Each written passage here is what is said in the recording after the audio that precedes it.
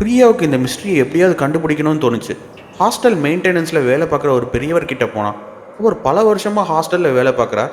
பிரியா தயங்கி தயங்கி, ஐயா, 307வது ரூமில் ஒரு பழைய ரேடியோ இருக்குது, அதுலேருந்துன்னு ஆரம்பித்தா. அந்த பெரிய பிரியாவை உத்து பார்த்தார். 307வது ரூமா, அந்த ரேடியோவான்னு கேட்டார். பிரியா ஆமான்னு தலையாட்டினதும் ஒரு பெருமூச்சு விட்டார். ஏம்மா, 1998 அதே ரூமில் பிரியான்னு ஒரு பொண்ணு தங்கியிருந்தா. அவளும் உன்னை போலவே ரேடியோ லவர். ஒரு நாள் ராத்திரி 3-7 மணிக்கு அவளோட ரேடியோவில் ஷார்ட் சர்க்யூட் ஆயிடுச்சு.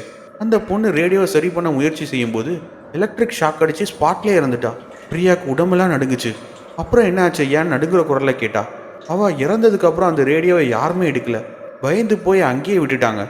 அந்த அறையையும் பூட்டிட்டோம். ஆனால் கொஞ்சம் வருஷத்துக்கு முன்னாடி பெயிண்ட் அடிக்கும்போது தெரியாமல் திறந்துட்டாங்க. பிரியாவுக்கு எல்லாம் புரிஞ்சுது. அந்த குரல் இறந்து போன பிரியாவோட குரல்னு. இந்த பயங்கரமான கதையை நீங்கள் முழுசாக பார்க்க லிங்கை கிளிக் பண்ணி ஃபுல் வீடியோ பாருங்கள். இந்த வீடியோ உங்களுக்கு பிடிச்சிருந்தா ப்ளீஸ் ஒரு லைக் பண்ணுங்கள்.